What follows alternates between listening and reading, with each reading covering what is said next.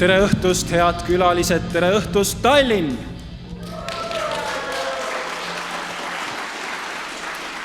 On suur rõõm ja au tervitada teid täna siin, äsja uue hingamise saanud Eesti Rahvusraamatukogus. Mart ja Martin Helme üle-eestilisel kõnetuuril Ärka Eesti. Minu nimi on Aat Purje.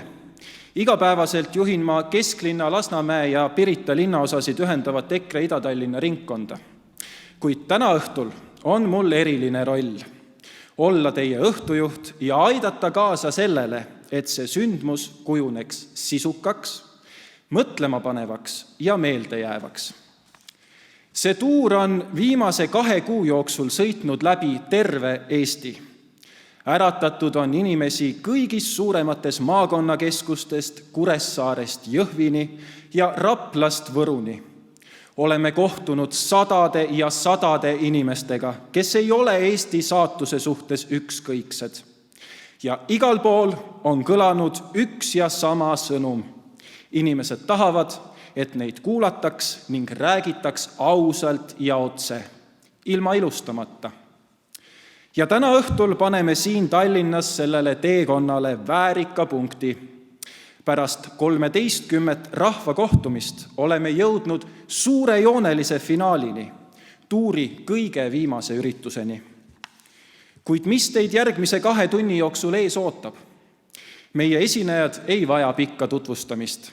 Lavale astuvad inimesed, kellel on kogemus, selgroog ja julgus öelda välja see, mida paljud teist mõtlevad. Esimesena astub teie ette endine Riigikogu liige Urmas Reitelmann. Tema järel saab sõna EKRE aseesimees Mart Helme ja õhtu kulmineerub EKRE esimehe Martin Helme kõnega. Pärast ettekandeid liigume edasi küsimuste-vastuste vooru juurde. See on teie võimalus saada vastuseid nendele küsimustele, mis on teid tänaseni paelunud ja mille osas olete nüüd ürituse alguses saanud foajees enda mõtted kirja panna. Aga nüüd Tallinn, kas te olete valmis?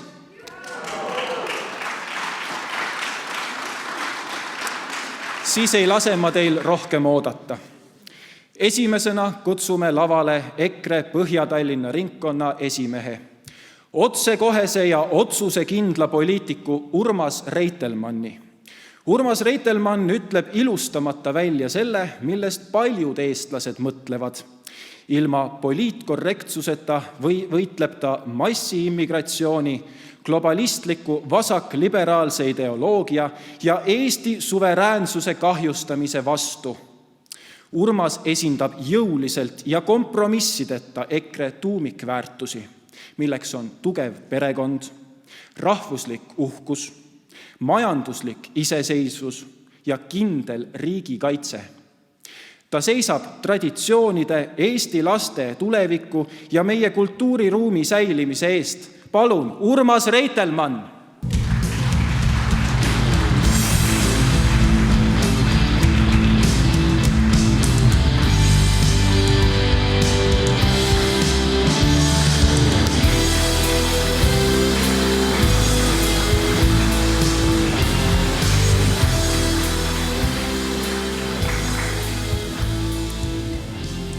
Daamid ja härrad, head kaasvõitlejad, ma katsun olla täna leebe ja jagada üht muret, mis on mind viimasel ajal natukene vaevanud. Mulle tundub, et Eesti on üks kummaline koht elamiseks. Ja eestlane on üks imelik tõuk. Ja miks ma seda järeldust teiega jagan? Vaadake, ma olen mõelnud, et miks mina lasen ennast paljaks varastada? Hea küll, üksik indiviidina ma võin olla ju natukene juhmivõitu, võin olla naiivne, aga kahjuks ma ei ole üksik indiviidina see, kelle tagant varastatakse. Meie kõikide tagant varastatakse. varastatakse kogukonnana, varastatakse rahvana, küüniliselt ja halastamatult. Ja nagu seaduse pügalates on öeldud, ettekavatsetult, mis peaks olema veel raskendav asjaolu. Ja me lasime seda teha minevikus, me laseme seda teha tänasel päeval ja suurem osa inimestest, ma loodan, et mitte siin saalis viibijad, lasevad seda teha ka tulevikus. Ja kõik algas tegelikult ju väikestest asjadest ja esialgu isegi mitte vargusest. Esmalt jäeti meilt lihtsalt küsimata, mida meie elust ja asjadest arvame. Viimane kord, kui meie käest üldse midagi küsiti, oli 2003. aasta sügisel. See oli siis Euroopa Liiduga liitumise protsessi ajal. Sellest on 23 aastat möödas. Ja siis arvati muide, et rahvas on piisavalt tark, et teha selliseid kaalukaid otsuseid. Aga täna ei küsi enam keegi mitte midagi ja nagu seltsimees Kallas arvab, on 70% inimestest lihtsalt lollid ja lollidelt ei peagi mitte midagi küsima ning valgustatud valitsejatel ei tule see enam isegi pähe. Edasi tulid lurjused varastama meilt perekonda. Pihta pandi mõisted nagu mees ja naine, enamus rahvast koogas kaasa. Nojah, mõni hakkas vastu ka, aga enamus mõtlesid, nojah, kui on nii, siis las ta siis olla sedapidi. Kui perekonna võivad moodustada mis iganes perverssed kooslused, siis loogilise jätkuna ajasid nad selle järel küüned taha meie lastele. Meie lapsed, daamid ja härrad, kuuluvad nüüd uue ideoloogia järgi riigile, nad on riigi omanduses. Nad on allutatud ideoloogilisele ajupesule, kõikvõimalikele pseudoteaduslikele teooriatele ja, mis kõige õudsam, nende füüsiline puutumatus ei ole enam garanteeritud, nad on allutatud ka kõikvõimalikele vaktsineerimistele. Tahavad nad seda või tahame meie seda või mitte, seda nad üritavad. No ja edasi nad varastasid meilt loodusteadused. Päikese ja maailmamere mõju kliimale on uue teooria järgi marginaalne ja sugusid on täpselt nii palju, kui keegi suudab end mingi seninägematu veidrikuna defineerida.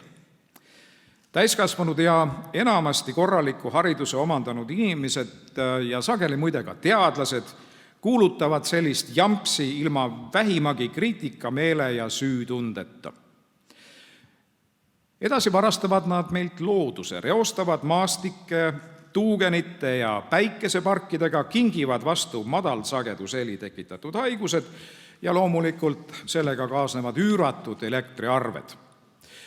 Varsti nad tõenäoliselt nuputavad, kuidas pihta panna Ida-Virumaal avastatud väga kvaliteetse rauamaagi tohutut varud ja muidugi ka käpp peale panna uraanivarudele. Iga jumala päev röövib see pande maksudena meie taskust nii-öelda kaitseraha ja sellega paraku ei kasva Eesti kaitsevõime mitte promilligi, vaid rikastuvad reformigrupeeringu toiduahelasse kuuluvad parasiidid. Nad ärkavad igal hommikul mõttega, mida veel virutada saaks ja õhtul rehkendavad kokku, kui palju täna õnnestus rotti panna. Mina tallinlasena tahaksin rääkida ka hääde kaaslinnastega. Kuidas on elu muutunud meie uue linnavalitsuse ajal ja kuidas on täitnud Isamaa oma lubadusi? Mäletame neid suuri vägevaid sõnu uutmoodi linnavalitsusest, avatud juhtimisest, arukatest otsustest. Daamid ja härrad, uued on ainult Isamaa ja Keskerakonna toiduahelad, mis asendasid siis reformigrupeeringu ja sotside omi. Midagi muud uut ei ole, kõik jätkub endisel kujul, Tallinn on endiselt räpane, tolmune provintsilinn, jalakäijate elu ähvardavad, kõnniteel kihutavad elektritõuksid ja jalgrattad, parkimiskohad on Bolti autosid täis parkeeritud, arulagedad 30-40 kilomeetri piirangud ei ole kadunud ja meie ühistransport ei tööta endiselt, tänavad on täis migrante ja ummikute vähendamiseks ei ole ausalt öeldes selle koosluse puhul mõtet üldse lootagi. Elukeskkonna kvaliteedi tõstmise asemel varastasid nad meilt ka illusiooni, et uutmoodi, teistmoodi ja kuidagi ausalt on võimalik. Juhul kui keegi uskus ja oli veel nii sinisilmne. Daamid ja härrad, küsimus, mida me siis nüüd tegema peaksime?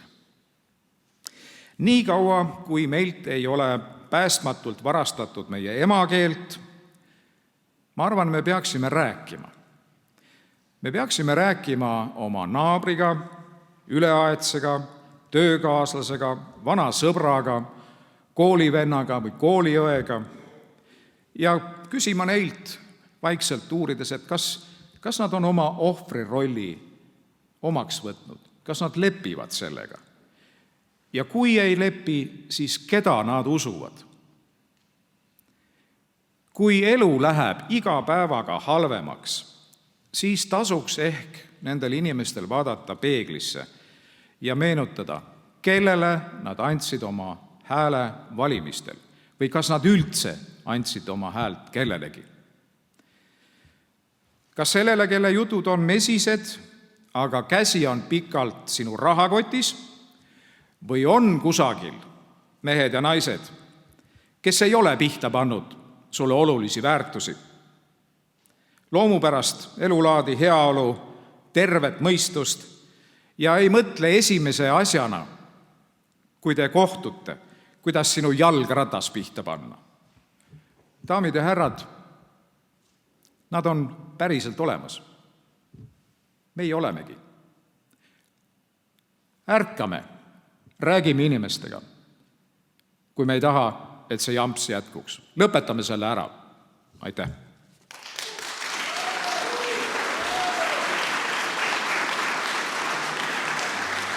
Aitäh, Urmas!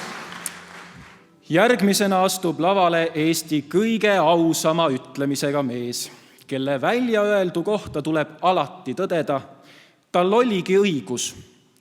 Ta on 6 lapse isa, 9 lapse vanaisa, endine siseminister, ajaloolane, kirjutanud muusikat ja raamatuid. Ühes oma artiklis kirjutas ta nii.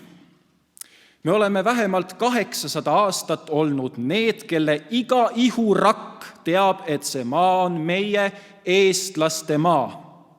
Eestlased on jäänud ja jäävad eestlastena, eestikeelsete eestlastena. Kutsume lavale Eesti Konservatiivse Rahvaerakonna asutaja, EKRE aseesimehe, Riigikogu liikme Mart Helme.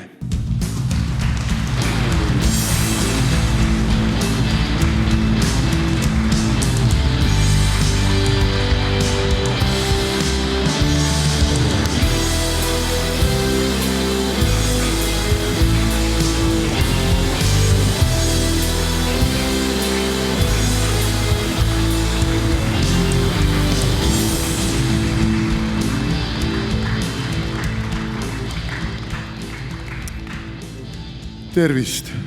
Rõõm näha, et teid nii palju on. Vahetevahel jääb mulje, et eestlasi polegi enam siin. Käisin poes paar päeva tagasi ja kassas küsiti, kas teil kliendikaart on. Ja ma ütlesin, et ei ole. Aga teeme. Ma ütlesin, ei tea, kas on. See võtab mõni minut ainult aega. E-riik Eestis tekkis probleem. Ja ei võtnud mõni minut aega, võttis rohkem kui mõni minut aega, aga minu taha kogunes kohe mingi 3-4 inimest. Ja siis tuli kõrval kassapidaja ja tegi oma kassa lahti ja kassas oli mul seal hästi kena noor Eesti tütarlaps. See ütles, et minge kõrval kassasse. Ja need vaatasid, teate, mokad muljud ripakkel nagu hobustel. Ja me siis vaatasime mõlemad ja vahetasime omavahel repliigi. Nad ei saa lihtsalt eesti keelest aru. Ja nii see meil on. Ja nii see meil on. Aga väikene täpsustus ka. Aat tutvustas mind õige nimega. Helme. Vaadake, sageli öeldakse Helme. Helme on naise eesnimi, aga Helme on perekonnanimi. Ja teate, sellega on niisugune lugu, et nii nagu on Venemaal on hästi palju Ivanove. Aga kui Ivanov kerkib kuskile kõrgustesse juba, siis tema muutub Ivanoviks. Et Helmega on sama lugu, et ei ole Helme, on Helme. Aga need on niisugused sissejuhatavad naljad. Ma arvasin, et need naljad on sellepärast olulised, et Urmas rääkis ikkagi väga-väga valusat tõde. Ja ega ma ka ei halasta. Ma ei halasta ja räägin samuti väga valusat tõde. Ja tõde on see, mis alati tõuseb ja vale lõppkokkuvõttes ikkagi vajub. Kus me nüüd Eestiga oleme siis? Mis seisus me oleme? Me oleme ju äärmiselt haletsusväärses seisus. Me oleme jõudnud olukorda, kus me võime Eesti peale vaadates öelda, et Eesti on üks Euroopa kõige armetumaid riike. Meie inimeste elatustase, meie palkade ostuvõime, meie inflatsioonitase, meie migratsioon, meie üleujutamine slaavlastega eelkõige, meie sündivuse tase, mis on katastroofiline lihtsalt. Kui me kõiki neid asju kokku võtame, maaelu sureb, põllumajandus kiratseb, tööstus kiratseb, siis me jõuame järeldusele, et Eesti on peaaegu et läbi kukkunud riik. Aga kas me sellist Eestit tahtsime? See on see vana küsimus. Ja ma olen absoluutselt veendunud, kõik siin saalis viibijad ütlevad, ei, kui me tegime laulvat revolutsiooni, kui me seisime Balti ketis, kui me arutasime kodus ja sugulastega omavahel Eesti tulevikku, Nõukogude Liidu lõppu, Eesti iseseisvumise võimalusi, siis sellist Eestit me ei tahtnud. Me tahtsime jõukat Eestit ja euroopalike väärtustega Eestit, aga need väärtused, mida meile praegu pakutakse euroopalike väärtustena, ei ole ju euroopalikud väärtused. See on ju kõigi euroopalike traditsiooniliste väärtuste perverteeritud variant, mida meile praegu euroopalike väärtustena pakutakse. Ja seda me kindlasti ei tahtnud. Ja mis seis meil veel on? Kahetsusväärselt on meil ka selline seis, et meil rahvas on väsinud, rahvas on lootust minetamas ja rahvas on nagu mingis nõidusunes. Ja sellepärast ongi meie tuuri pealkiri Ärka Eesti. Kas see on lootusetu? Ei, see ei ole lootusetu. Me oleme ajaloos elanud üle rahvana väga raskeid aegu, lootusetuid aegu, sisuliselt väljasuremise piiril olevaid aegu. Me võime võtta ajaloost korduvaid ja korduvaid näiteid. Tavaliselt räägitakse Liivi sõjast ja Põhjasõjast. Aga me võime tagasi minna ja see siin Tallinna ja Harjumaa kontekstis on eriti kohane ka näiteks Jüriö ülestõusu järgsesse aega, kui siinne mõõgavendade ordu kutsus appi Saksa ordu, kuna üksi oli raske hakkama saada umbes 10 000 mõõga haaranud talupojaga. Ja novembrikuus tehti Põhja-Eesti tegelikult inimestest peaaegu lagedaks. Sõna otseses mõttes nagu ajujahti peeti inimeste peale. Miks novembrikuus? Mets oli raagus. Igasugune tuluke, mida inimesed kuskil enda soojendamiseks või toidu tegemiseks tegid, paistis kaugele ära. Päev oli lühike, öö oli pikk ja niimoodi peeti ajujahti. Ja mõnedel hinnangutel kuni 3/4 Põhja-Eesti, eelkõige Harju ja Virumaa inimestest hukkus. Kõiki ei tapetud. Osa suri nälga, haigustesse. Kuni 3/4. Kujutame ette. Siin saalis ühtäkki, ma lasen nipsu ja 3/4 kohtadest on tühjad. Neid inimesi pole enam. Käputäis jääb järele. Ja siis tuli Liivi sõda ja mõningate hinnangute kohaselt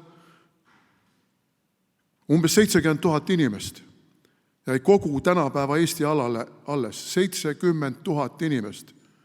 See on kuskil Pärnu ja Tartu vaheline vahemik. Pärnus 50 000, Tartus natuke alla 100 000. Terve Eesti maa peale. Ja siis tuli Põhjasõda. Ja mõnede hinnangute kohaselt võib-olla ainult 120 000 inimest jäid tänase Eesti alale alles. Aga me tõusime. Meie visad, sitked eesti keelele ja oma kodumaale, oma põllusiilule, oma metsale, oma merele pühendunud esivanemad tõusid jalule. Kuidas nad tõusid?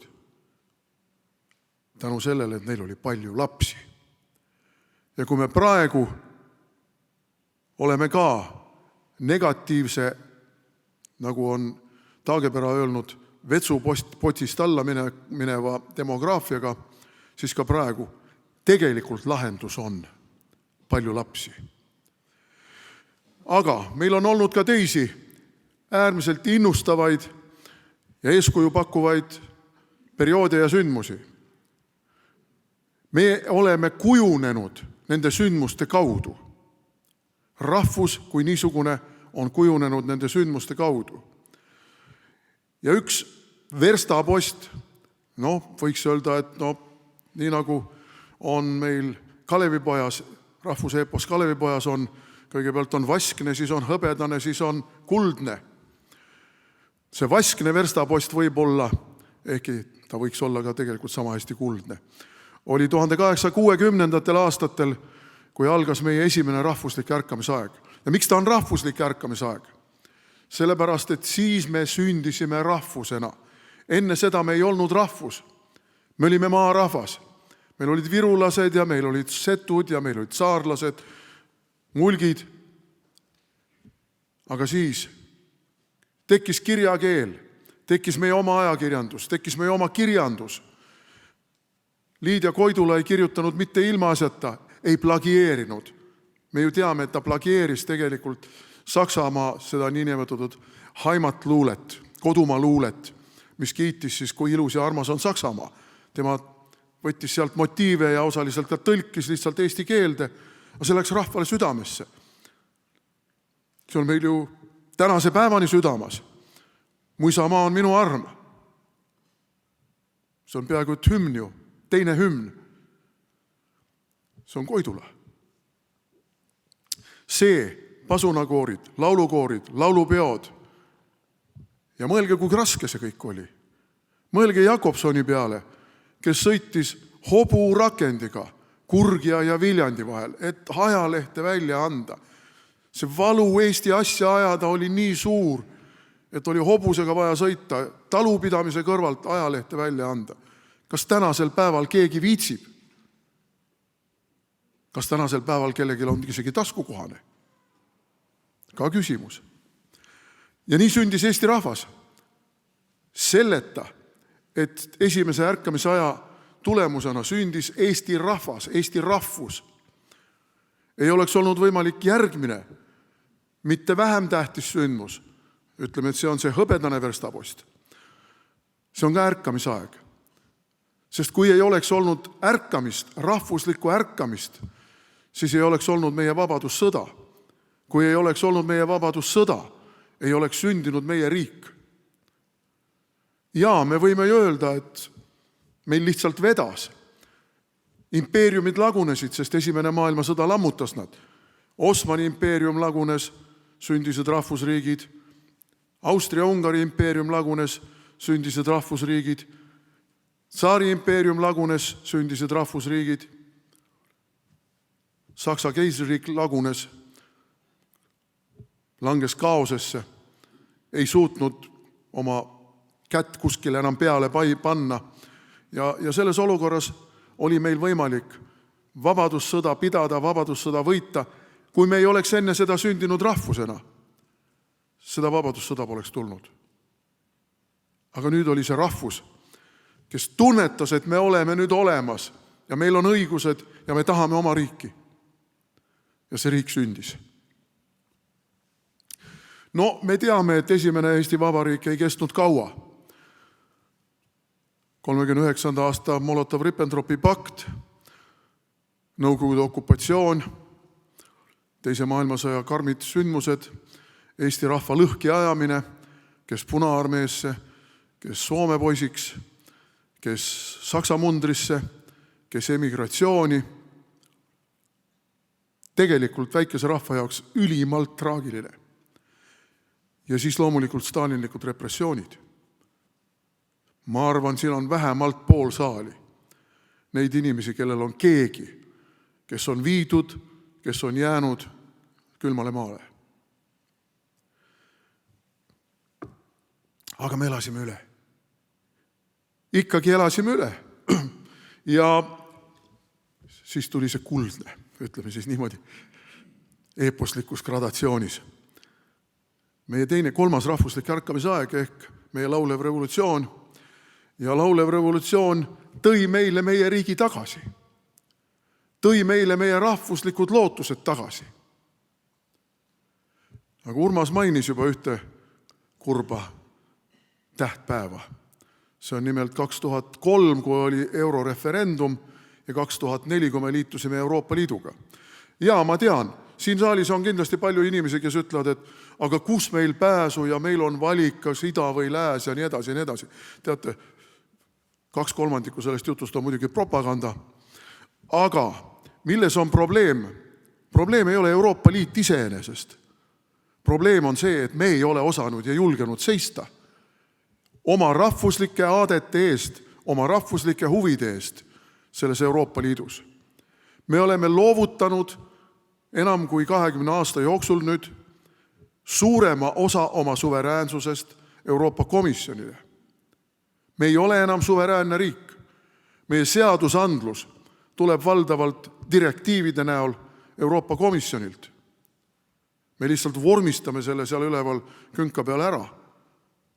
Sõdides küll tihtipeale sellele vastu, vähemalt EKRE saadikutega, aga lõppkokkuvõttes ikkagi. See vormistatakse ära. See tähendab, et meie ei otsusta. Meie eest otsustatakse. Otsustatakse näiteks ka seda, et nüüd tuleb juba isegi kanapidamist karmimalt reguleerida kui Stalini ajal. Piisab sellest, et sa tahad ühte kana pidada, kui see tuleb juba registreerida PRIAs. Siiani oli, et kuni 50 kana võisid vabalt pidada. Ja nüüd ei ole enam. Stalini ajal võisid pidada 10 kana ja kuke. Võisid siga pidada. Ühe sea võisid pidada aastas. Lehma võisid pidada, 6 lammast tohtisid pidada ja jäära. Ja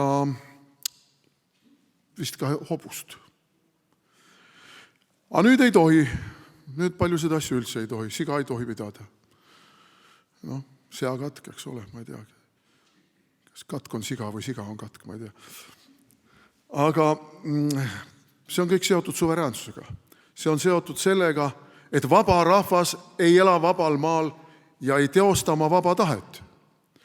Loomulikult peavad olema mingid reeglid, loomulikult peavad olema kontrollid, loomulikult peab olema veterinaarhooldus ja kõik muu, aga mitte lämmatav, mitte inimese ettevõtlikkust, initsiatiivi, motivatsiooni, sõna otseses mõttes mutta taguvat, vaid mõistuspärast.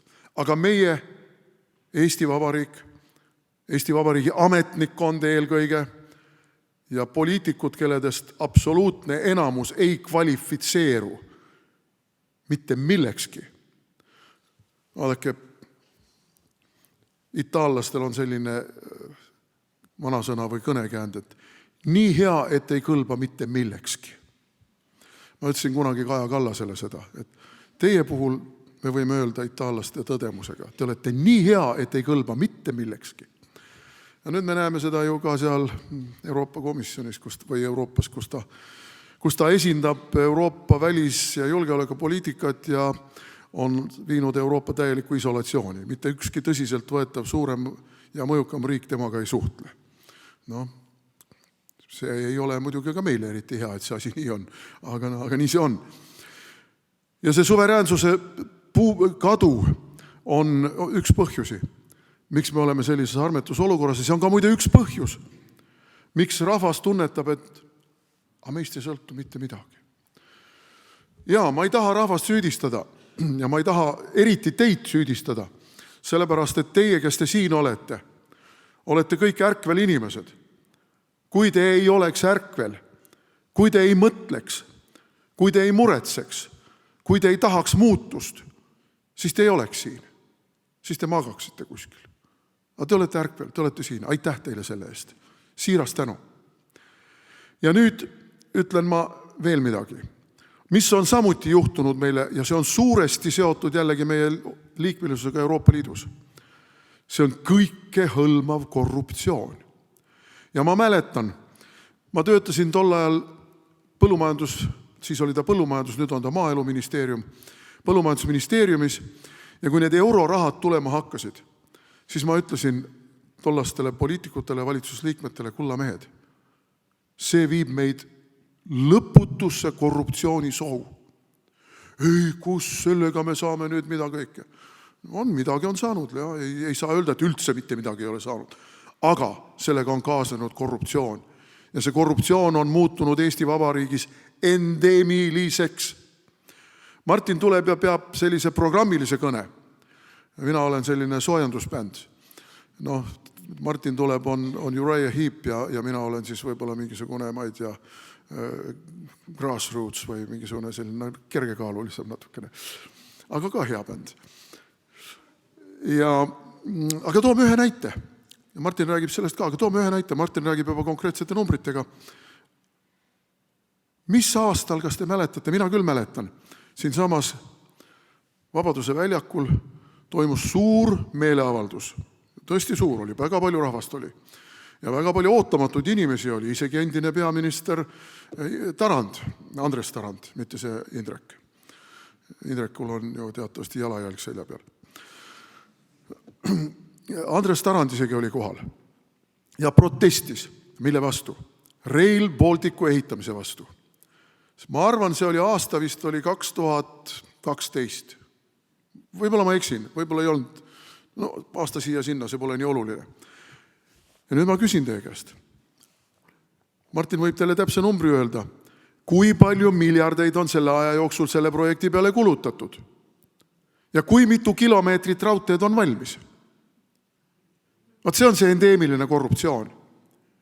Raha on kulunud sadades ja sadades miljonites, kokku juba, ma arvan, mingi 1,5 miljardit. Aga raudteed ei ole. Aga, ja see on ka korruptsiooni osa. Kui ma õiget numbrit tean, siis Rail Balticu heaks töötab ainuüksi Eestis 1700 inimest. Ja teate, mis on nende palgad? Kõige väiksemad palgad on 2000 kopikatega ja kõige suuremad on 10 000 kopikatega.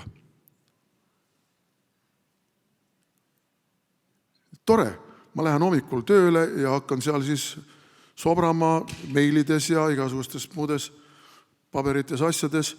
Loomulikult on neil tööd teha, vaja on ju omandada need maatükid ja seal on vaja igasugused keskkonnakooskõlastused ja muud, eks ole, aga see kõik on kestnud juba 1,5 aastakümmet, ainult et raudteed ei ole ja raha on metsikult kulunud. Nii et see on üks näide korruptsioonist, aga neid näiteid on palju ja Martin toob neid näiteid teile oma sõnavõtus terve hulga veel.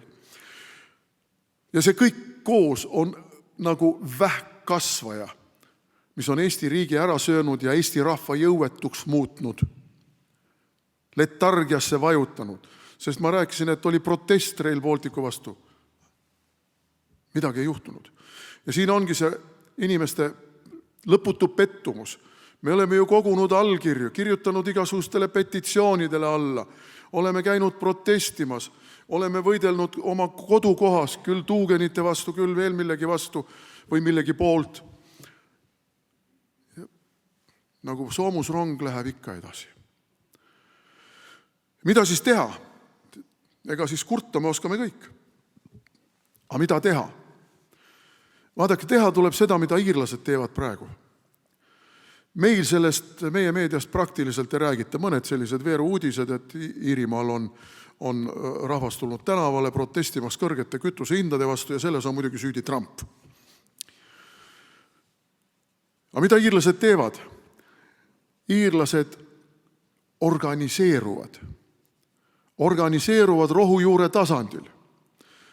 Sest ka Iirimaal, nii nagu kogu Euroopa Liidus, nii nagu ka Eestis, tegelikult rahvast esindavad esindusorganid, olgu need põllumajandustööstuskoda, olgu need ametiühingud, olgu need mingisugused muud esindusorganisatsioonid, mis peaks töötajate, inimeste huve kaitsma. Need on ju võimu poolt alla neelatud. Need on võimu hüpiknukud. Ja iirlased ütlesid, et ei, kasige kõrvale. Me ei taha teid. Me tuleme kokku. Rekkajuhid tuleme kokku kõik ja valime endale oma praegu siin rohujuure tasandil. Kes lähevad valitsuse juurde ja ütlevad, panevad rusika laua peale, ütlevad, kui me ei saa seda, siis me sõidame kõik ringid kinni, kõik sillad kinni, kõik bensujaamad sõidame kinni, halvame kogu riigi tegevuse. See on protest, see on reaalne ja mõjuv protest. Sama teevad põllumehed oma traktoritega. Sama teevad ehitajad, kes teevad võib-olla ka lihtsalt Itaalia streiki, mis tähendab, et nad lähevad küll tööle, tõmbavad oma kiipkaardi läbi, aga tööd tegelikult ei tee. Ja kui kogu rahvas nii teeb, siis on võim jõuetu. Ja see ongi nüüd see, millele ma tahan praegu rõhuda. Rahvas peab ühel hetkel tunnetama seda jõudu, mis tal tegelikult on. Ja siin on üks väga oluline tingimus. Rahvas peab üle saama hirmust. Meid kõiki hoitakse ju hirmukütkes. Hoitakse hirmukütkes sellega, et meil on laenud, meil on liisingud, meil on töökohad, me ei taha nendest ilma jääda, ja töökohast ilma oled kohe raskustes mingi autoliisinguga või mingi muu asjaga. Me kardame. Ja meil on muidugi veel üks suur probleem. Iga kord, kui ma seda näitan, siis inimesed mõtlevad, et ma olen lolliks läinud. See on mobiiltelefon. KGB oleks pükstest välja hüpanud suure rõõmuga, kui tal oleks olnud võimalus meid 24/7 niimoodi pealt kuulata. Ja see pealtkuulamise teema oli ju praegu Tõnis Mölderi saadiku puutumatusega seoses meil ka laua peal või ka ajakirjanduses. Aga see ei ole ainuke. Meil on linn ja maanteed täis kaameraid. Kauplused on täis kaameraid. Need suured parkimismajad ja bensiinijaamad on täis kaameraid. Meil on autodes GPS-id. Iga meie sammu on võimalik kontrollida. Ja see on see, millega samuti meid hirmukütkes hoitakse. Aga ma ütlen teile lohutuseks veel midagi. Ajalugu näitab, et kui rahvas otsustab jõudu näidata, siis esimesed, kes jalga lasevad, on need samad julgeolekutegelased. Sest nad on ka esimesed, kes teada saavad, et nüüd on mäng mängitud. Nüüd on rahvas nii vihane, et nüüd nad pühivad meid minema. 1956. aastal, kui Ungaris puhkes mäss, siis mässajatel üks esimesi sihtmärke oli kohalike julgeolekukontorite vallutamine. Kõik, viimseni need olid tühjad. Kõik need julgeolekutüübid olid jalga lasknud, maha jätnud pakkides pornoajakirju, sest et porno oli keelatud stalinistlikus Ungaris, aga on võrdsed ja on võrdsemad. Ja mis te arvate, mis juhtus Nõukogude Liidu lagunemisega? Täpselt seesama. KGB viskas püssi põõsasse. Sest ta sai aru. Rahva jõud on vallale pääsenud. Seda me ei taltsuta enam. Järelikult tuleb põõsasse pugeda ja oodata, kuni tulevad paremad ajad. Aga siis tulid juba teised ja uued ajad. Ja sellepärast, sõbrad, ärge kartke, ärgake, tunnetage oma jõudu, äratage kõiki teisi, oma pereliikmeid, sõpru, tuttavaid, ärge kartke vaidlusi, vaidlustes sünnib tõde. Ja kui me tõuseme, siis ei peata meid mitte miski ja mitte keegi. Ja siis me taastame selle Eesti, mis on kirjas meie põhiseaduses, mis on vaba, suveräänne inim- ja kodanike õigusi reaalselt austav, võimude lahususel põhinev, kohtuvõimu aususel põhinev riik. Mitte see, kus me elame praegu. Aitäh teile!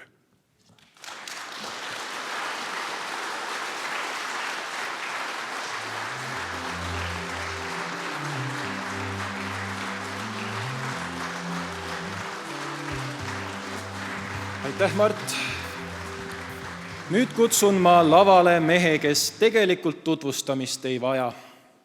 Ta on 5 lapse isa, mees, kes tõi Eesti poliitikasse värsked tuuled. Ta on olnud läbi aegade Eesti parim rahandusminister, asutanud Eesti kõige rokkivama erakonna ning seisab vankumatult, et Eesti püsiks eestimeelse ja eestikeelsena. Ta on öelnud, kuni meis püsib soov olla eestlased, ehitada Eesti rahvusriiki nii, et me kestaks sama kaua kui maailm, on meil lootust. Kuni me hoiame ühte ja toetame üksteist, on meil lootust. Kuni me oleme valmis pingutama nii, et silmapiiriks ei ole mitte homne päev, vaid ülehomne põlvkond, on meil alati lootust. Lootust ka paremale homsele. Head külalised, täna õhtune viimane kõne, lavale astub tulevane peaminister, keda Eesti vajab. See mees on Eesti Konservatiivse Rahvaerakonna esimees Martin Helme. Palun marulist aplausi!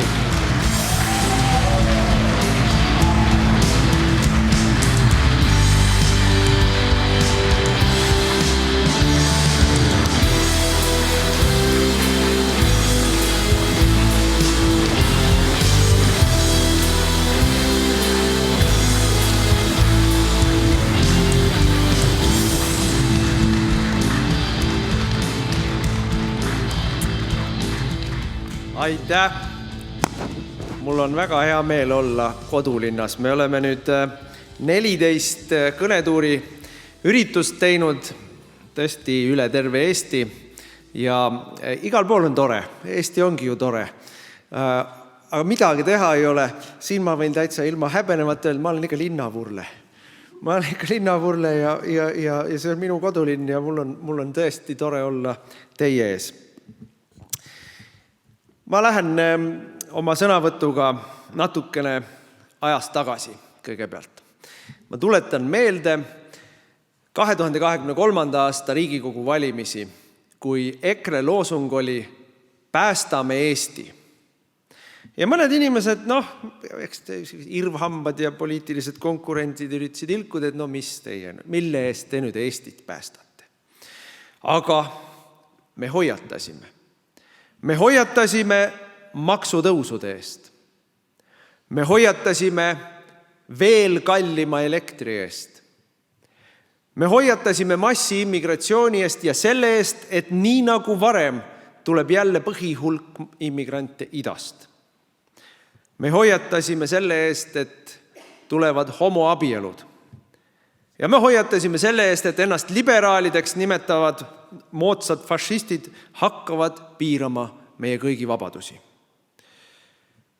Paljud inimesed mõistsid kõike seda, uskusid, toetasid meid. Aga maru palju oli nii-öelda aktuaalse kaamera usku inimesi, kes sisistasid ükskõik mis, ükskõik kes, peaasi, et mitte EKRE. Mul oli kohtumine, käisin usinasti telgiga väljas, oli Mustamäel telgiga väljas ja inimesi ikka tuleb telgi alla, kes tulevad küsima mingisuguse platvormi või poliitika kohta, kes tulid lihtsalt jõudu ja edu soovima, aga küllalt ka oli neid inimesi, kes tulid lihtsalt sõimama. Käib palga sisse, nagu öeldakse. Ja tuli minu juurde üks keskealine naisterahvas, kaugelt oli näha, et ei ole meie valija ja hakkas seletama, kui halb olen mina ja miks kõik, mida me teeme, on vale. Ma ütlesin, et okei, et EKRE-t ei toeta, et keda teie siis toetate? No muidugi Kaja Kallast. Ja seda ka, kas teid siis ei sega kallis elekter, et kui Kaja Kallas saab edasi peaministriks, et siis läheb ju elekter, ainult saab kallimaks minna, ei ole võimalik, et läheb odavamaks. Ta vaatas mulle, laes silmad kissi ja sisistas, mul ükskõik kui palju ma maksma pean, ikka hääletan teie vastu. No, aasta pärast on jälle valimised. Ja ma ilmselt olen jälle Mustamäel telgiga väljas. Ma nii väga loodan, et see sama naisterahvas tuleb jälle sinna, sest ma tahaks talt küsida, kas on juba mõnus? Ei ole kindel, et ta on õppinud, aga ma arvan, et õige paljud inimesed on aru saanud, et läks nihu 23 aastal, maru nihu läks. Sest kõik need asjad, mille eest me hoiatasime, on ju alles. Kõik need asjad on hullemaks läinud. Kahju ainult on vahepeal suurenenud. Kriisid on tegelikult süvenenud ja meil on valitsus, mida vaatad ükskõik mis nurga alt ja no ei paista välja, et nad aru saaks või midagi teha tahaks. Neil ei ole lahendusi. Me vajame selle jaoks, et Eesti mülkast välja tuua kindlat meelt. Me vajame külma närvi ja me vajame juhtimise juures kõva kätt. Kõige rohkem vajame me aga tervet mõistust ja rahvuslikku üksmeelt. EKRE on pakkunud lahendusi, pakkus 3 aastat tagasi, pakub praegu, pakkus 10 aastat tagasi. Meie lahendusi on lihtsalt eiratud. Tegelikult meie lahendusi on ka naeruvääristatud, nende üle ilgutud. Ja selle asemel on peavool pakkunud meile õõnsaid loosungeid. No ikka, te ju teate, Eesti on kindlates kätes. Eesti on paremini kaitstud kui kunagi varem. Ma olen kindel, et kõik te tunnete, et tasku ajab raha üle ääre, sest te olete võitjad aegade kõige suuremast maksulangetusest. No tegelikult on ju inimestele lihtsalt valetatud. Inimestele on näkku irvitatud. Mitte keegi ei ole mitte midagi võitnud peale nende, kellele tänane valitsus raha kühveldab meie taskust. Kriitikud muidugi ütlevad ja kriitikuteks on tihtilugu ennast ajakirjanikeks nimetavad süvariigi propagandistid, et no jah, aga EKRE-l ei ole ju värskeid ideid. Vaata, see on esimene viga neil, et need liberaalid kujutavad ette, et me peame iga päev üles ärkama mingi uue plaaniga, uue ideega. Ei pea. Me oleme välja käinud oma ideed ammu. Me oleme järjekindlalt olnud maailmavaateliselt samal joonel. Nüüd lihtsalt on tarvis, et need ammu välja käidud plaanid ja ideed teoks teha. Aga ennem kui me saame riigi nii-öelda õigele kursile lükata, ennem kui me saame hakata asju lahendama, probleeme parandama, oleks vaja ühiskonnas mõista ja vähemalt suuremas osas kokku leppida selles, mis on Eesti ees seisvad kõige tõsisemad kriisid ja probleemid. Ma tooks välja 3, ilma mille lahendamiseta kõige muuga tegelemine on parimal juhul asendustegevus. Mina arvan, et meie kõige suurem probleem on see, et liiga vähe Eesti lapsi sünnib. Lihtsalt liiga vähe Eesti lapsi sünnib. Kui me sündivust ei lahenda, siis kõikide muude asjade lahendamine on pikas jooksus mõttetu. Aga sündivuskriisi lahendamiseks ei piisa üksikutest entusiastidest, üksikutest suurperedest või, nagu meile ka tihti ette heidetakse, meespoliitikutest, kes targutavad. Selle jaoks, et tulla välja sündivuskriisist, iibekriisist, on vaja kogu rahva pingutust. On vaja kogu rahva pühendumist sellele, et me rahvana püsiks. Ma toon teile lihtsalt ühe lihtsa näite, miks ma nii räägin. Kui igas Eesti peres, kus on vähemalt 1 laps, oleks 1 laps rohkem, oleks me kõrgelt plussis iibega. Kui igas Eesti peres, kus täna on juba mõni laps, 1, 2, 3, 4, 5, 1 kama, kui oleks igas peres 1 laps rohkem, siis oleks Eesti plussis iibega. Rahvana kasvaksime. See on kogu rahva pingutus, mis meid siit välja toob. Sest kui me ei lahenda ära iibekriisi, kui meil hakka sündima rohkem lapsi, siis kõik muud tegevused muutuvad mõttetuks. No kellele me maksame 5% SKP-st riigikaitsele, kui me juba oleme täna olukorras, kus kaitseminister Pevkur tunnistab Riigikogu puldis, et poisse pole ajateenistuseks. Me peame ühiskonnana avama arutelu, äkki hakkame tüdrukuid ka kaitseteenistusse võtma.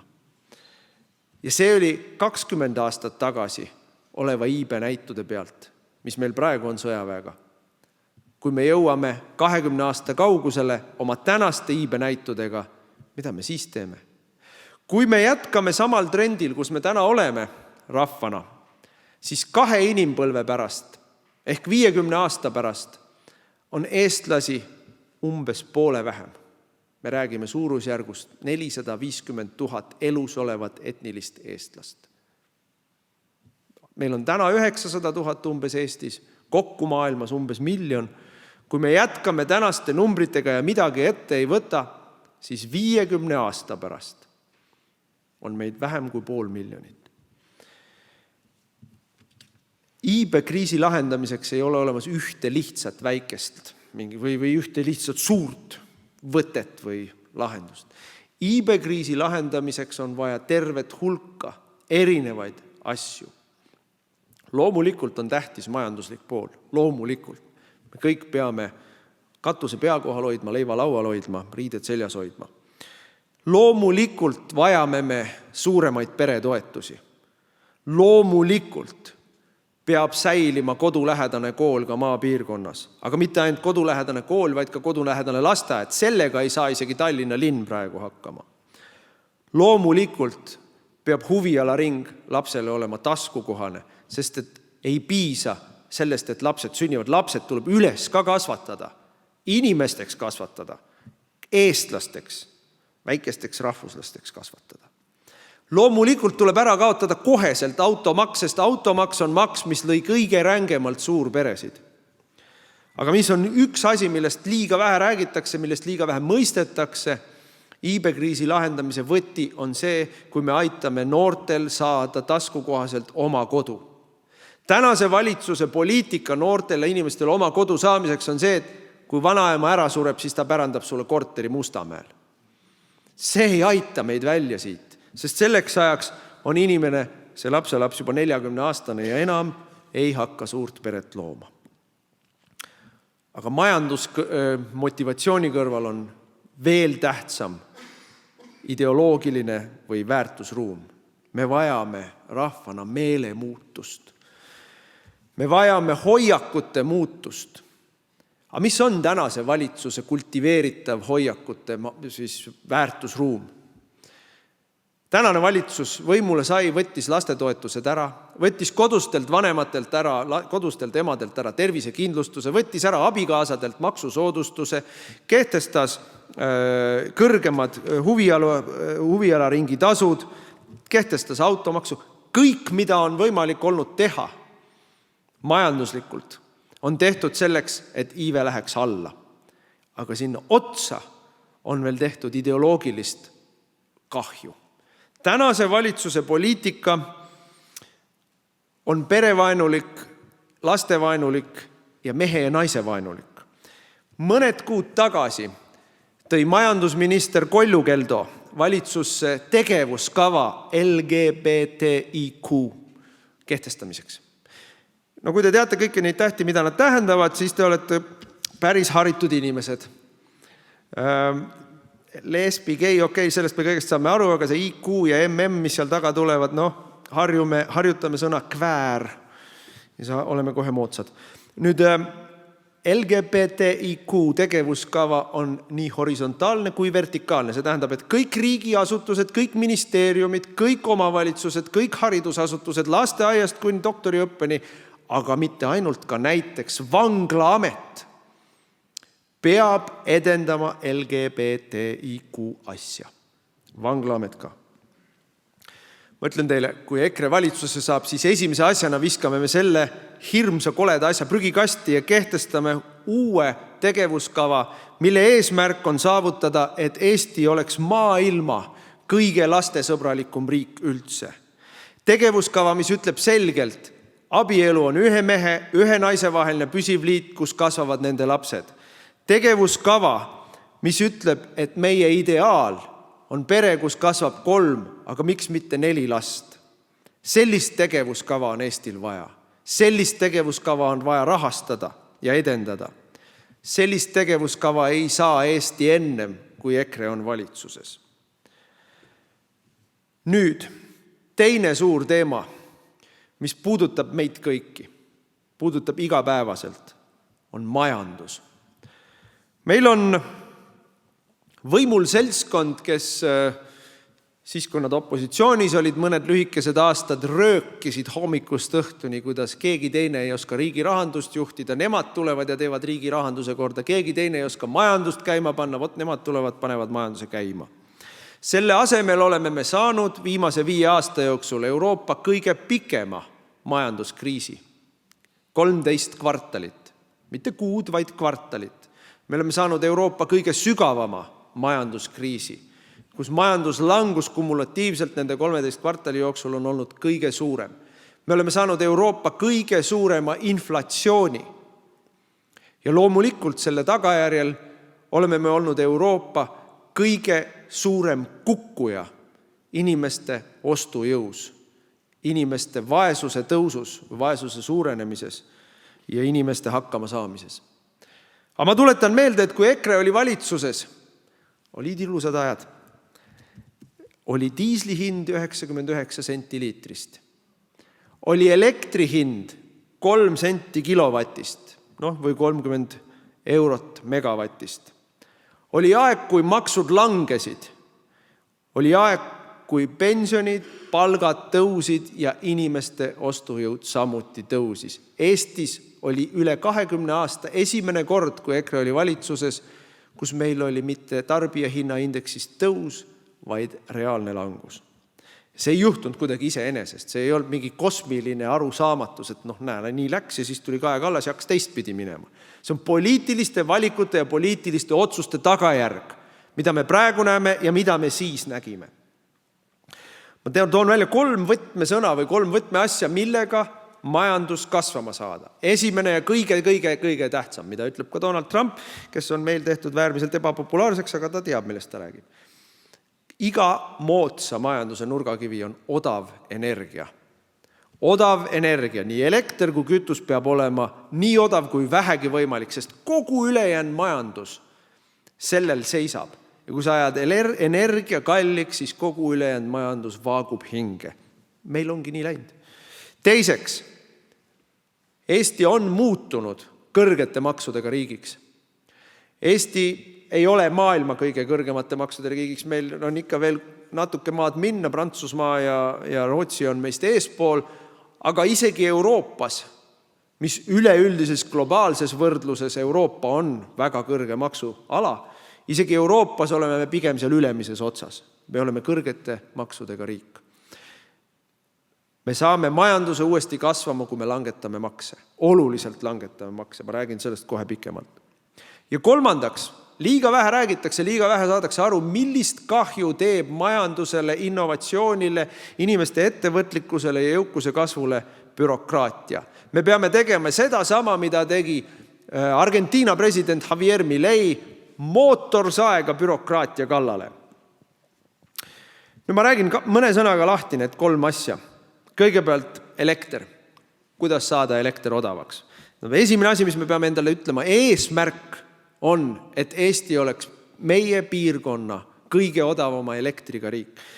Kui me täna vaatame, missugust elektrit Eesti kõige rohkem tarbib, see on jätkuvalt põlevkivi elekter. Meile küll statistiliselt siin blufitakse, et ma ei tea, mitmel päeval aastas on kui palju tuult ja päikest olnud, aga tegelikult Eesti elektritarbimise põhiraskus on jätkuvalt põlevkivi elektril. Ja põlevkivi elektri hinnast kõige suurem tükk, sellest nii-öelda oma hinnast, otsekulust, kõige suurem tükk on CO2 maks. CO2 maks. CO2 on puhas õhu maksustamine, sõna otseses mõttes. CO2 on komponent maailma atmosfääris, väga väike komponent kusjuures, ja sellest CO2-st 98% loodus taastoodab ise pidevalt kogu aeg, ookeanid, vulkaanid. Ja inimese osa sellest mõneprotsendisest atmosfääri komponendist on omakorda mõni protsenti. 0,002 kokku on see, mis inimesed mõjutavad CO2 ja nüüd, mis on kõige olulisem, CO2-ga ei ole üldse vaja võidelda. CO2 ei ole mürk. CO2 on eluks vajalik gaas planeedi atmosfääris. Ilma CO2-ta rohelust ei eksisteeriks. Loomad ei saaks süüa, meie ka ei saaks süüa ja planeet sureks lihtsalt välja. Ja kui te ei usu mind, siis ma toon teile pudeli õlut. See kihisev asi seal, mis seal õlu sees on, see ongi CO2. Joome ja kiidame ja ära ei sure keegi. Teine komponent, mis on elektri hinnas peale CO2 järgmine suuruselt, on riiklikud lõivud ja maksud.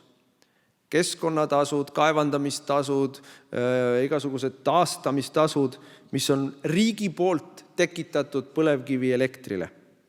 CO2 on põhimõtteliselt poliitilise otsuse tagajärjel tehtud asi ja need lõivud on poliitilise tagajärjel tehtud asi. Kui me need kaks välja võtame, siis ongi elekter kohe tükk maad odavam. Kolmas, lõpetame ära selle lolli jutu, et meil on mingisugune elektriturg, et meil on mingisugune elektribörs. Börs, kui te endale ette kujutate, ilusast Ameerikas filmist on see, kui paljud inimesed on platsi peal koos, karjuvad üksteisele, üks karjub ühte hinda, teine teist hinda, pakkumise nõudluse vahepeal tekibki hinnatasakaal ja siis see on börs. See, mida meil nimetatakse elektribörsiks, see on must kast, kus sees on algoritm, mis peab aitama spekulantidel rikkaks saada. Astume sellest välja, jätame selle kõrvale. See ei ole mingil moel mingisugune turumajanduslik asi. Kolmas, mis teeb meie elektri kalliks, lootusetult kalliks, neljas juba asi, on tuulikud ja päikesepargid. Tuulikud ja päikeseparke me kõik subsideerime eriti hullul moel ja eriti kavalate võtetega ja ta on ikka kõige kallim elekter tegelikult. Lõpetame ära selle tuulikute ja päikeseparkide subsideerimise ja meil läheb elekter kohe odavamaks. Nüüd me teame, mida kriitikud ütlevad. Oi, no kuule, teile ei meeldi CO2, teile ei meeldi tuulikud, päikesepargid, teile ei meeldi midagi, et mis siis teie elektriplaan on? Mis siis teie Eesti ja mis siis EKRE energiaplaan on? No väga lihtne. Selles ei ole ka midagi keerulist. Meie energiaplaan on see, mis Eesti energiaplaan on olnud 100 aastat järjest ja Eestit hästi teeninud. Teeme palju ja odavat põlevkivi elektrit. Teeme nii palju, et saab eksportida. Nii nagu Eesti oli aastani 2018-2019, Eesti eksportis elektrit. Palju ja odavat põlevkivi elektrit. Teeme nii kaua, kuni ehitame valmis tuumajaama, kust toodame veel rohkem ja veel odavamat elektrit. Kui Eestis võtta need samad CO2 ja börsid ja tuulikud ja kogu see muu jura sealt välja, siis nii nagu aastal 2020-2019 elektri hind kusagil natuke üle 3 sendi kilovatist ja Eesti Energia oli ikka veel kasumis. Aga teate, palju soomlased Olkiluoto tuumajaamas oma hinda panevad elektrile? 2 senti kilovatist. Meie palju maksame? 10 korda rohkem. Nüüd, kui tahta, siis saab seda kõike. Üks asi veel, millest elektri hinna puhul räägitakse natuke liiga mööda minnes, aga mida te kõik teate, kui te oma elektriarvet vaatate. See on võrgutasu. Elekter on sealt 1/3 ja võrgutasu on 2/3. Ja kui elektri hinna puhul meil vähemalt teeseldakse, et see on turuga kuidagi seotud, siis võrgutasu on monopol. Riiklikult määratud hinnaga monopol. Ja miks ta on nii suureks läinud viimastel aastatel?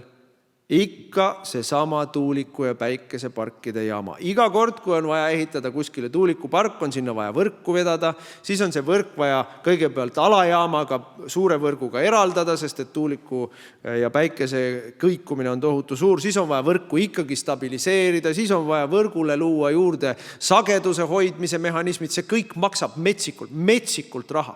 Miljardid. Selle jaoks, et ehitada tuulikuid päikeseparke ja siis ikka ei piisa.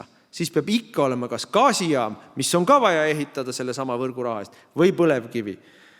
Niipea, kui me viskame kõrvale kogu selle jura tuulikute ja päikeste ja Paldiski akujaamadega, mis maksab 500 000 ja hoiab meil elektrit mõne tunni, võrgutasu saab viia olematuks tänasega võrreldes.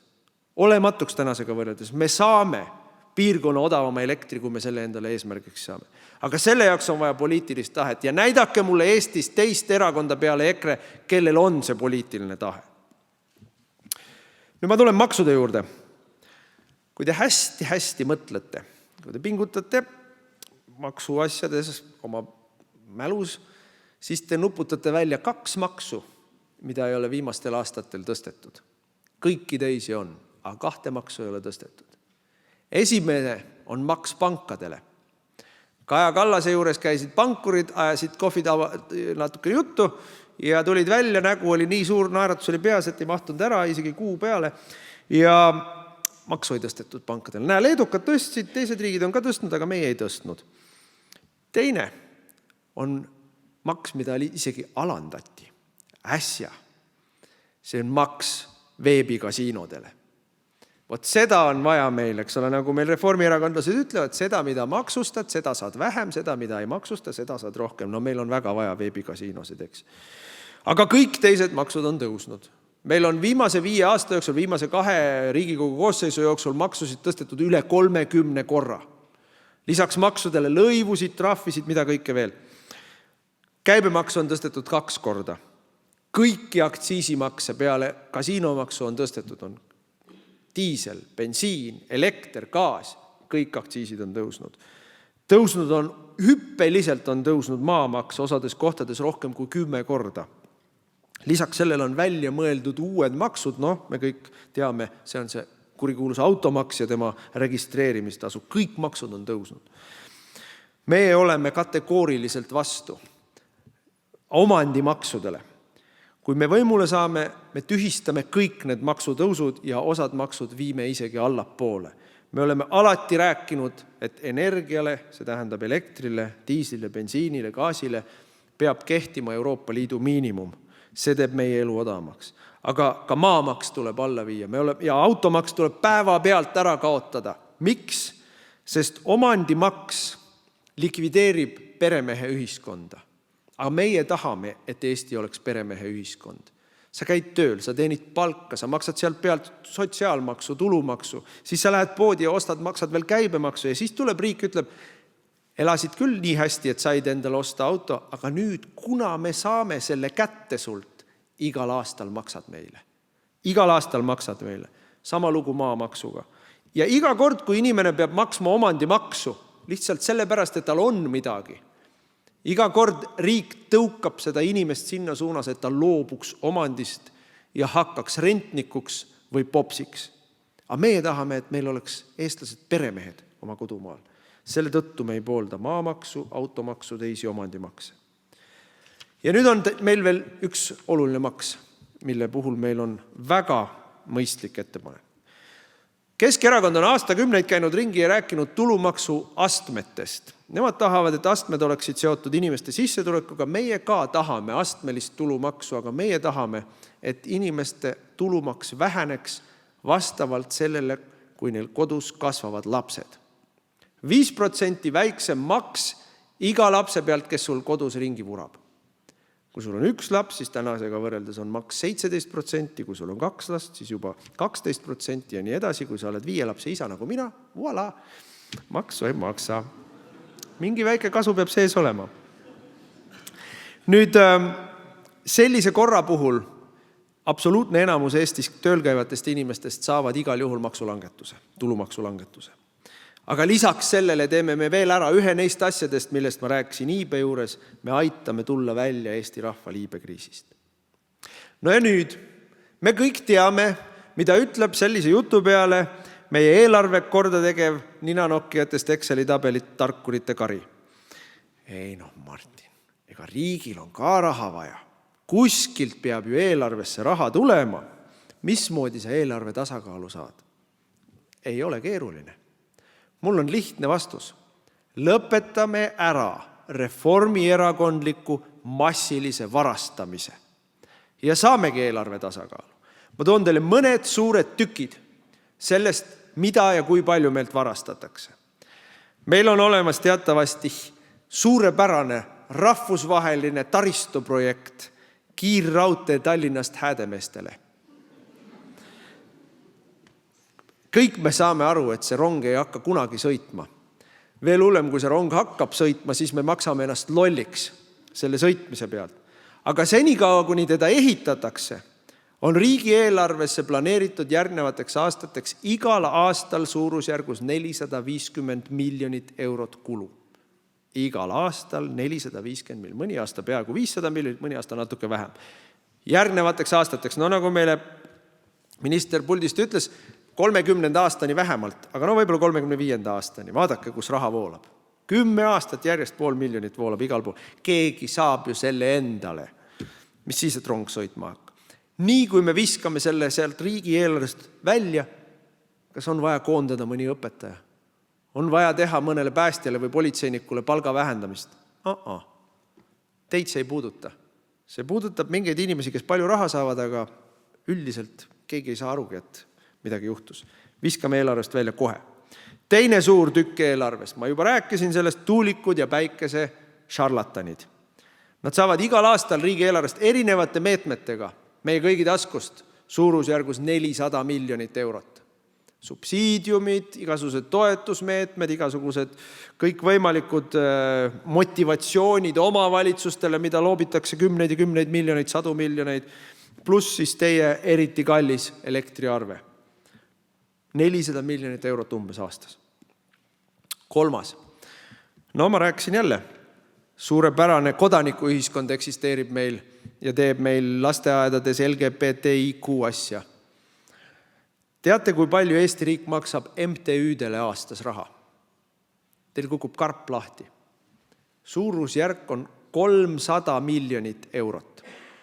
300 miljonit eurot umbes maksate te kõik selle jaoks, et sotsiaaldemokraatlikest Riigikogu liikmete abikaasad saaksid MTÜ-d pidada ja siis kuskil Telliskivis 8 eurost õlut juua. Ei ole vaja. See ei ole kodanikuühiskond. See võib kohe ära jätta. Mingu tootvale tööle. On veel üks rida, millest viisakas seltskonnas on lepitud kokku, et ei tohi rääkida. Meie siin oleme ekreni, et meie räägime. See on raha loopimine Ukraina musta korruptsiooniauku. Eesti maksumaksja annab otse riik riigina Ukrainasse igal aastal suurusjärgus 200 miljonit eurot. Teist sama palju maksab Eesti maksumaksja siin siseriiklikult lisakulusid seoses ukrainlastega Eestis. Need on tervisekassa kulud, need on kooli pearahakulud, need on igasugused pagulastoetused, neid kulusid on väga palju. Need on igasugused sotsiaalabid, koolitused, nõustamised, kokku suurusjärk 400 miljonit eurot aastas. Eesti maksumaksja on maailma kõige heldem Ukraina toetaja, kui võtta arvesse meie majanduse suurust või rahvaarvu. Ma ei arva, et me peame nii helded olema. Kui me nüüd need numbrid kokku lööme, Rail Balticu, MTÜ, tuulikud ja päikesepargid, Ukraina raha, siis mis me saame?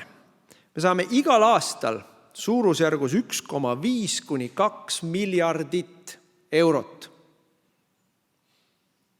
Ilma milleta me saame suurepäraselt elatud. Aga teate mis? Kui te lähete, vaatate lähemalt eelarvet, siis need tüübid, kes 5 aastat tagasi tulid võimule ja hakkasid eelarvet korda tegema ja majandust kasvama panema, on teinud igal aastal eelarve, mille puudujääk ehk defitsiit, ehk tulude ja kulude vahe, ongi olnud vahemikus 1,2 kuni 2 miljardit. Ehk see raha, mille nad vasakule kandivad, see tuleb laenata meil kõigil. Ja selle laenu maksame me kõik tagasi. Või tavaliselt öeldakse, et lapsed ja lapselapsed maksavad, aga kui me seda iibe asja korda ei saa, siis on kellegi võõras mure, kes selle tagasi maksab. Aga 1,2 kuni 2 miljardit aastas on Eesti riik igal aastal, kui Kaja Kallas tuli eelarvet korda tegema koos Keit Pentus-Rosimannuse ja Anneli Akkermanni ja Jürgen Ligiga, on riik olnud miinuses ja laenanud raha. Kui mina olin rahandusminister, siis Eesti riigi võlg suhtena meie majanduse suurusesse ehk SKP-sse oli kuskil alla 10%, 8-9%. riigi võla teenindamise kulu, see tähendab intressikulu. Selle sees ei ole veel nii-öelda võla tagasimaksmine, vaid ainult intresside maksmine. Riigieelarve kulu oli aastas kuskil 25 miljonit eurot. Ei meeldinud vastik, 25 miljonit on suur raha, seda ei ole hea maksta, aga see oli selline summa. Nüüd, tänaseks päevaks on riigivõlg 5 aastaga rohkem kui kahekordistunud. Meie riigivõlg on 23% SKP-st ehk majanduse mahust. Me maksame igal aastal intressikulu rohkem kui 350 miljonit eurot. Rohkem kui 350 miljonit, igal aastal maksame, praegu juba. Ja Rahandusministeerium, Jürgen Ligi, kes meil eelarvet korda teeb, tõi välja just prognoosi, et aastani 2030 ehk järgmised 4 aastat selle ajavahemiku jooksul Eesti riigivõlg omakorda veel kahekordistub. Ehk jõuab 40%-ni SKP-st. Ja aastaks 2030 on riigivõla teenindamine, mitte tagasimaksmine, ainult intressikulu suurusjärgus 700 miljonit eurot. Igal aastal, lihtsalt niisama. Natuke võrdlust. Eesti kogu Kultuuriministeeriumi eelarve aastas on suurusjärgus 350 miljonit. Ehk siis me maksame täna juba intresse rohkem, kui me kogu oma kultuurile, teatrid, muuseumid, kõik. Me maksame täna juba intresse rohkem eelarve kordategijate suurte ponnistuste tagajärjel. Ja 4 aasta pärast maksame 2 korda suuremat summat. Ja veel võrdlust, see vihatud automaks oma registreerimistasuga, teate palju toob riigieelarvesse tulu, mida te kõik aitate? Umbes 200 miljonit eurot. Me juba täna maksame peaaegu 2 korda suuremat intressitulu. Me oleme pankroti kursil selle eelarve kordategijate juhtimisel. See ei ole jätkusuutlik. No on üks asi veel, suur tükk eelarvest, mis ei ole jätkusuutlik.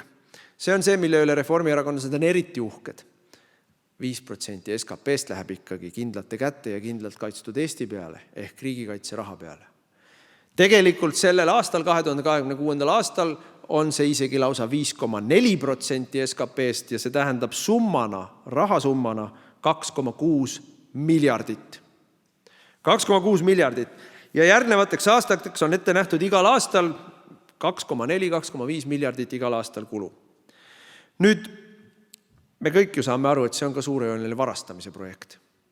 Kui me vaatame seda, kuidas endised kantslerid, asekantslerid, kaitseväe kõrged ohvitserid lähevad nii-öelda erasektorisse, riigikaitse tööstusesse tööle, kui me vaatame seda, kuidas Riigikontroll ütleb, et Kaitseministeerium kandis kellelegi kuhugi üle 700 miljonit eurot ja isegi ei küsinud, kuhu läks või mis me sellest saame, kui me vaatame seda, et eile asutatud riiulifirma, kes oli ühtegi töötajat ega ühtegi varasemat mingit referentsprojekti saab ette maksuna 100 miljonit Kaitseministeeriumilt, siis me ju kõik saame aru, et see on räkit. See on räkit. Sellel ei ole mingit pistmist kindlalt kaitstud Eestiga, see on kindlalt tasku pandud suur raha lihtsalt. Kui me võtame riigikaitsest välja varastamise, siis saame me rahumeeli vähendada riigikaitsekulusid umbes suurusjärguga miljard aastas. See tähendab 3,5% SKP-st ja kõik saab ikka tehtud, kui tegijateks ei oleks reformierakondlased. Kõik saab ikka tehtud. No droonid saame ikka vähemalt. Droonitõrje ka äkki saame. Nii et see tuleb ka korda teha. Lööme nüüd kõik need summad kokku. Need miljardid siia, sinna ja kolmandasse kohta. Kui me need otsused ära teeme, siis on meil võimalik langetada kõiki makse ja me saame ikka veel eelarve tasakaalu. Me saame tänu sellele, et me langetasime makse, majanduse kiiresti kasvama ja kui me teeme veel elektri odavaks, siis me saame ta veel kiiremini kasvama, mis toob omakorda juurde meile maksulaekumised. Inimestel hakkavad palgad kasvama, pensionid hakkavad kasvama, saame teha lastetoetusi. Ja ei ole keeruline. Ei ole keeruline. Aga selle jaoks on vaja, et pätid, kes meid valitsevad, mafioosne pätikari, kes meid valitsevad, saavad järgmistel valimistel jalaga. Nii, eriti saame me majanduse kasvama, kui me teeme seda, mida me lubame, et lähme kirve, kangi ja leegiheitjaga bürokraatia kallale. Ma liigun edasi 3. suure teemani, mis Eesti ees seisab ja mis vajab lahendamist. Vaadake, aeg-ajalt ma kuulen, kuidas siin vasakpoolsed intellektuaalid tegelevad ninanokkimisega ja arutavad, et Eestil oleks vaja uut rahvuslikku mingisugust kokkulepet. Meil oleks vaja, mitte isegi niivõrd Eesti Nokiat, aga rahvuslikku kokkulepet oleks vaja, et ikkagi kõik oleks nõus, et meil on 20 erinevat sugu ja kõik see. Vaja on rahvuslikku kokkulepet. Mina ütlen, et ei ole. Meil on rahvuslik kokkulepe. Meil on väga kõva rahvuslik kokkulepe, väga kõva mandaadiga rahvuslik kokkulepe ja see kokkulepe on tehtud 90ndate alguses, 92. aastal rahvahääletusel ülivõimsa ülekaaluka toetusega vastu võetud. Selle rahvusliku kokkuleppe nimi on Eesti põhiseadus. Ja sellel Eesti põhiseadusel on preambul, mis ütleb ära, milleks Eesti riik üldse olemas on. Ja teate, mis see preambul ütleb? Ma arvan, enamik meist oskab seda tsiteerida. Eesti riik on loodud eesti rahvuse, keele ja kultuuri säilimiseks läbi aegade. Ta on loodud kaitseks sisemisele ja välimisele rahule. Ta on loodud üksikisiku vabaduse kaitseks ja ta on loodud meie eduks ühiskondlikus elus. See ongi meie rahvuslik kokkulepe ja see on saanud templi alla rahvahääletusel. Meil ei ole vaja seda lahti võtta, ümber teha ega uut otsida. Spunki mingu otsima liberaalid kuskilt mujalt. Ja see rahvuslik kokkulepe ütleb meile täiesti otse. Eesti on rahvusriik. Eestit tuleb arendada ja ehitada kui rahvusriiki. See ei tähenda, et Eestis ei ole üldse ruumi kellelegi teisele. See tähendab seda, et meie peame siin olema peremehed. Ja see tähendab seda, et meil, eestlastel, peab siin olema hea. Ja see on väga lõtv definitsioon. Loomulikult, mida tähendab, et on hea? Tähendab seda, et me saame siin lapsi, meil tahame siin saada lapsi. Tähendab seda, et meile meeldib siin tööl käimisest saame nii head palka, et läheme hommikul hea meelega tööle. Tähendab seda, et meil on siin turvaline. Tähendab seda, et meid ei stressata mingisuguse idiootliku propagandaga, kuidas teie 6-aastane poisslaps mängis kogemata nukuga ja nüüd tuleb ümber lõigata tüdrukuks, sest et on avastatud, et on transsooline. Seda kõike tähendab see. Me tahame siin elada normaalset elu hästi ja turvaliselt ja eestlastena. Mõistagi tänane valitsus, kogu tänane ülejäänud poliitiline peavool liigub juristi vastupidises suunas. Nüüd selle jaoks, et rahvusriik püsiks ja areneks, on vaja loomulikult, et eestlastel oleks lapsi. Sellest me juba rääkisime. Aga arvestades seda, et maailmas on 8,5 miljardit inimest, meid ilmselt rahvana 8,5 miljardit ei ole võimalik, et saab olema, meil on vaja ka väga ranget immigratsioonipoliitikat, et Eestit ei ujutataks üle võõrastega. Täna elame me olukorras, kus Eesti on kõigi aegade kõige tõsisema immigratsiooni surve all. Ja see ei ole lihtsalt poliitiline retoorika, see on reaalne arvu maagia. Mitte kunagi varem Eesti ajaloos ei ole nii lühikese aja jooksul saabunud nii palju võõraid Eestisse kui viimase 4 aasta jooksul. Ma kordan üle, mitte kunagi varem ajaloos ei ole nii lühikese aja jooksul saabunud nii palju võõraid Eestisse kui viimase 4-5 aasta jooksul. Ei saabunud siis, kui võimul oli Karl Vaino ja Moskvas valitses Brežnev, kui Eestis toimus samuti tohutu suur immigratsioon Nõukogude Liidu aladelt. Ei saabunud Eestisse nii lühikese ajaga nii palju inimesi Stalini ajal, kui peale teist maailmasõda laviin nii-öelda kotipoisse saabus Eestisse vaatama, mida siit on võimalik saada. Ei olnud niisugust immigratsiooni Eestis tsaar Aleksander III ajal, 1880-ndatel, kui toimus venestamine ja kõikide väikerahvaste nii-öelda väljasuretamine. Mitte kunagi varem ei ole nii palju saabunud võõraid Eestisse kui nüüd praegu. Ja te kõik ju näete seda tänaval, te kõik kogete seda tänaval. Me eriti Tallinnas saame sellest aru ju.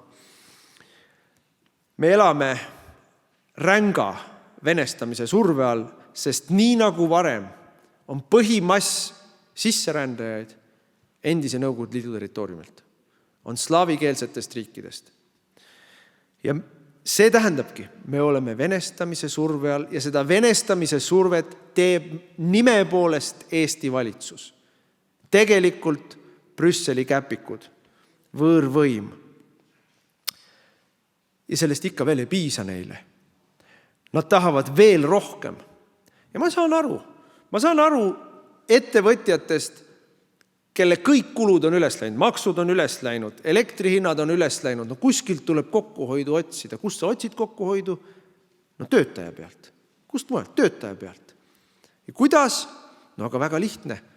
Sa tood kuskilt mujalt odavama palgaga nõusolevale inimese sisse ja ütled eestlasele, sina tahad siin nädalavahetusel vabad päevad saada, sina tahad kell 5 jobu koju minna, ma võtan siin puhvaikaga tondi, kellele hambaid suus ei ole või on plekkhambad suus, plätitab küll, aga ta on nõus 12 tundi tööd tegema, ta on nõus nädalavahetusel tööd tegema ja veel poole raha eest sellega võrreldes, mis sina küsid. Ma hoian kokku. Ja nii need tööandjad lähevad valitsuse ukse taha ja räägivad, et majandus hakkab arenema, kui me toome tööjõudu sisse spetsialiste.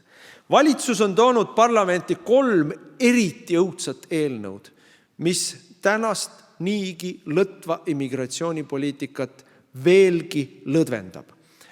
Ja selle tagajärjeks on veelgi suurem odav tööjõu sissevoolamine ja kohale jäämine Eestisse.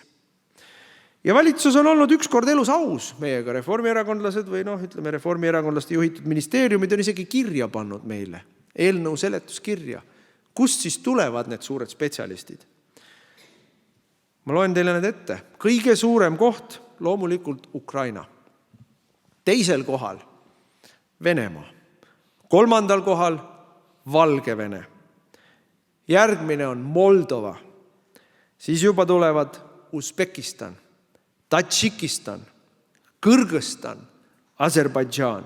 Ja nüüd selle jaoks, et Delfi debiilikust faktikontroller saaks öelda, et ei, nad kõik ei ole venekeelsed, on nimekirjas ka uhkelt India. Saame moslemeid ka. Vaadake, mida meiega tehakse, on see, mida me näeme Lääne-Euroopas. Rahvastelt võetakse nende kodumaa käest. Rahvastelt võetakse ära peremehe staatus nende kodumaal. Meid vahetatakse välja siin. Me jääme võõraks omaenda kodumaal, ilma et me oleks kolinud. Võõras keel, võõrad kombed, täiesti teistsugune keskkond. Me ei saa lasta sellel juhtuda. Me ei tohi lasta sellel juhtuda. Me ei tohi sellega leppida. Seda tuleb takistada iga hinna eest. Niisiis, Eesti vajab jätkuvalt päästmist. Ja ma olen käinud palju Eestis ringi. Ma olen käinud ringi ja rääkinud inimestega ja ma peaaegu ei ole kohanud kedagi. Kui jätta kõrvale võib-olla mõni Reformierakonna palgal olev troll, ma ei ole kohanud kedagi, kes ei saaks aru, et Eesti on tõsises kriisis. Et me oleme väga valel rajal. Inimesed saavad sellest aru. Aga inimesed samal ajal ütlevad mulle, et aga mida mina, üksik inimene, teha saan? Mul ei ole võimu seda muuta kõike. Ma näen, kuidas Eestis inimesed on teatavas kangestumises, teatavas apaatias, teatavas paralüüsis. Ja vot selle vastu me võitleme, sest et seda saab iga inimene ise muuta. Enda hoiakut, enda suhtumist. Mida peab tegema inimene, kes ei ole nõus laskma endalt kodumaad ära võtta, kes ei ole nõus maksma ennast lõputult vaeseks? See inimene peab kõigepealt vastu võtma otsuse, ma ei lase ennast enam lollitada. Ma ei lase endale enam valetada. Ma ei võta tõsiselt enam lubadusi, lugege mu huultelt, maksud ei tõuse. Ma naeran välja sellised tüübid, kes räägivad, meil on pikk plaan. Ma ei võta tõsiselt taaskasutatud, läbikukkunud, 10 parteis olnud poliitikuid, kes astuvad lavale uue värske jõuna, mida nad seekord nimetavad parempoolseteks. Lükake need kõrvale. Ja ärge võtke ka tõsiselt võltskonservatiive või libarahvuslasi. Need on kõik petukaup. Iga inimene saab otsustada, ma ei lase ennast enam lollitada. Sest vaadake, sisuliselt ütleb tänane peavool koos oma meediajõustajate abiga, et rahval on valik. Te kas usute meie valesid või te usute oma silmi?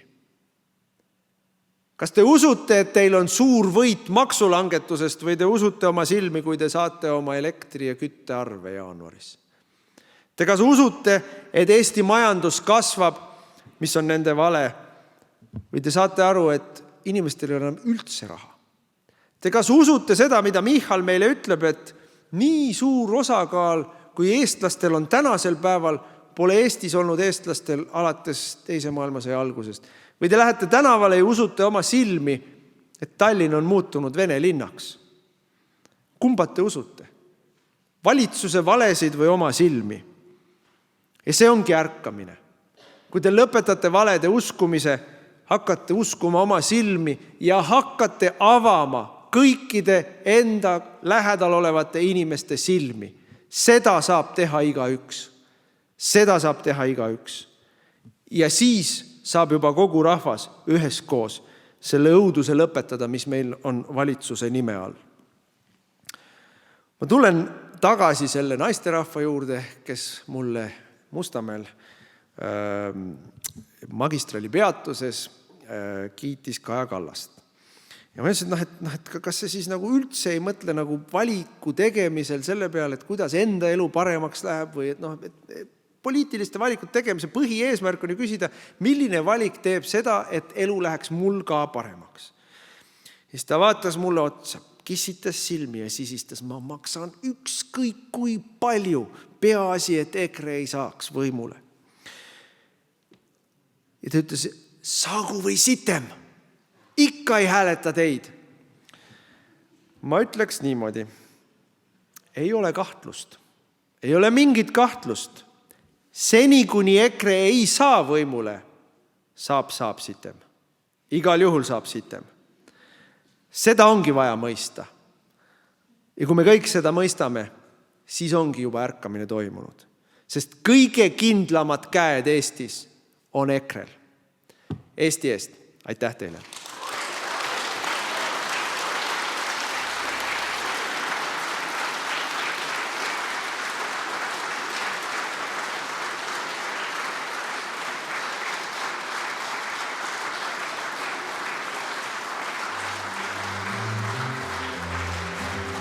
Aitäh, Martin! Ma pean ütlema, et kui Mart rääkis siin täna sellest, et need inimesed, kes siia saali kohale tulnud on kõik juba ärkvel, siis ka mina pean tõdema, et siit lavalt nähes seda täissaali on lihtsalt rõõmustav näha nii palju ärkvel ja normaalseid inimesi ja tulles ise siit samast Tallinnast on see vaatepilt suisa harukordne. Ja see, et nii palju teid täna siin kohal on ka väljendub selles, et meieni on jõudnud foajeest suur patakas küsimusi meie tänasele 3 esinejale. Ja nüüd, et nendele küsimustele te ka kõik vastused saaksite, palun ma siia lavale lippude ette Martini, Urmase ja Mardi uuesti. Ja ma pean ka seda ütlema, et neid küsimusi tuli tõesti nii palju, et me kindlasti kõigile nendele vastata ei jõua, aga hakkame kuskilt otsast minema ja siis me ka näeme, kui kaugele me täna jõuame. Ja hakkame minema. Esimene küsimus on Mart Helmele. Donald Trump lubas Euroopasse konservatiivset pööret. Kas Euroopa Rahvaparteisse kuuluva Tisha valimisvõit on osa sest pöördest? Jaa, kunagi oli seiklusjutte maalt ja merelt ja seal oli üks raamat Tisha kaldal. See rääkis sellest, kuidas Nõukogude piirivalve püüab spioone, lääne spioone. Et mina ütleksin, et see Tisha on praegu enam-vähem nagu need lääne spioonid. Ainult, et nüüd on ta siis liberaalse frondi spioonid, kes maskeerivad ennast konservatiivse maskiga, aga tegelikult alati, nii nagu meil siin on üks, ta on nüüd Pärarespublika vist, jah? Pärarespublika, jah. Isamaa. Ma ei tea, mul läheb kogu aeg segamini. Seal isamaalasi peale paari vana vettinud selle ei ole, Ühesõnaga, need on need inimesed, kes räägivad konservatiivset juttu, aga tegelikult alati mängivad kokku liberaalidega. Nüüd see, mis Donald Trumpi puutub, siis Donald Trump ei ole alustanud konservatiivse pöörde, kuidas ma ütlen, konservatiivse pöörde risti isaks hakkamisega veel Euroopas. Tal on vaja lahendada praegu ära mõned muud pakilised probleemid. Nende hulgas esimeses järjekorras loomulikult Iraani küsimus, aga küllap laheneb, ma arvan, selle käesoleva aasta jooksul ära ka Ukraina küsimus.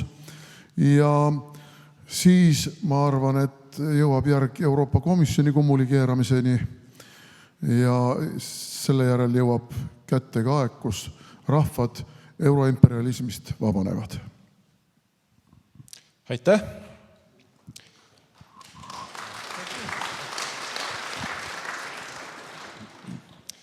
Järgmine küsimus on Martinile. Mis hetkel toimub? Inimesed astuvad Reformierakonnast välja. Väga hea. Koalitsioonid hääled ei pea ja nad ei hääleta ühiselt. Õiguskantsler räägib otseselt, et tema roll on 0. Reinsalu räägib mõnest 6. Millest see kõik on? No see kõik räägib sellest, et süsteem käriseb. See on täitsa ilmne, süsteem käriseb. Ja ainus, mis koos hoiab seda kõike, on Reformierakonna ja Eesti 200 jaoks loomulikult, ütleme siis, rahast kinni hoidmine. Ma rahast palju rääkisin, et nad kühveldavad nii palju, kui võimalik on, nii nagu homset ei tuleks ja ei ole ju Eesti 200 üldse mingit varianti. Sel hetkel, kui nemad võimult ära kukuvad, kui näiteks Eestis peaks vähemusvalitsus tulema, siis nendega on läbi, nad ei saa ka enam varastada. Hääli nad ei saa juba ammu enam.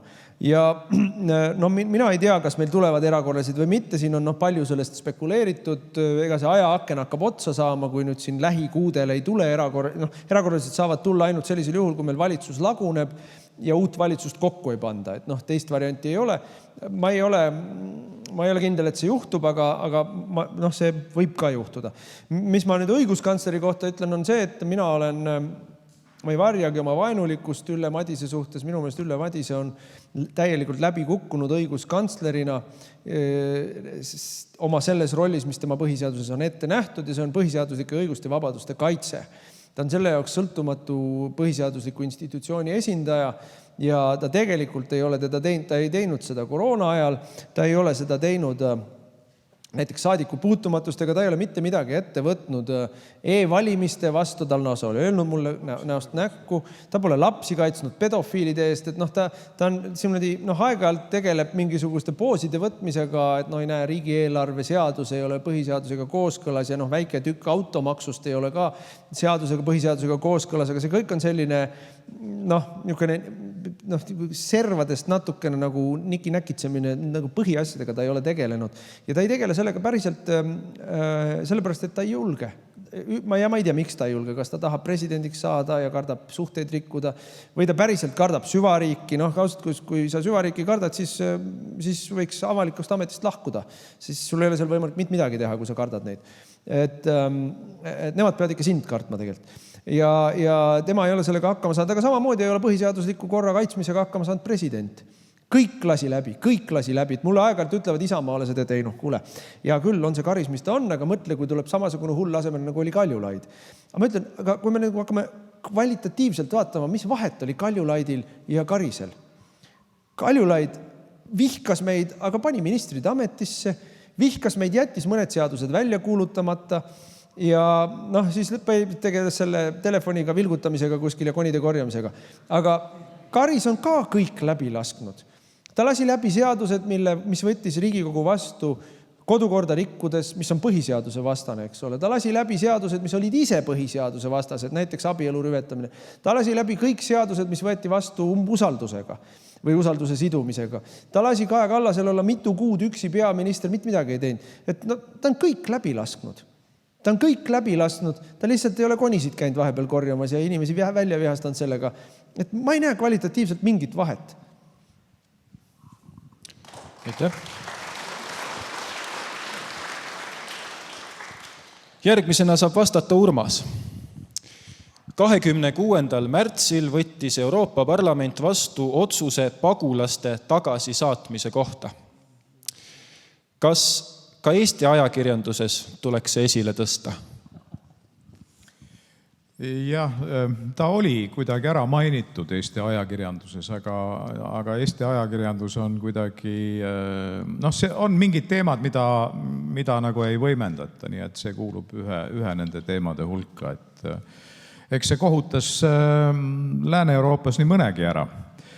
Ja see oli Euroopa Parlamendi, ma ei tea, kas see oli nüüd tööõnnetus, kuidas see üldse niimoodi võis juhtuda. Aga ma arvan, et nad kuidagi need osavad komisjoni bürokraadid suudavad sellest mööda hiilida. Küll nad midagi välja mõtlevad, et ega see üldine poliitiline suundumus siin ei muutu, siin on ikka ainult. Meile muidugi esitletakse seda ka, kui et me nüüd Euroopa Liit hakkas rangemat migratsioonipoliitikat ajama, et võrreldes võib-olla sellega, kui Angela Merkel ütles, et tulge kõik, on mingeid asju tehtud, aga tegelikult mis juhtus on see, et migratsioonipoliitika allutati tsentraalsele komisjoni juhtimisele. Ja see on väga halb, sest et see tähendab seda, et meie enam ei otsusta, kui palju tuleb, kes tuleb, mis tingimustel tuleb, kauaks jääda võib. Ja loomulikult võib öelda, et komisjon tegi asju rangemaks, aga võrreldes sellega, mis meil oli, on see lõdvemaks tegemine. Ja võrreldes sellega, mis me võiksime teha, me ei saa enam midagi teha rangemaks. Et sellest ei räägi meile meedia.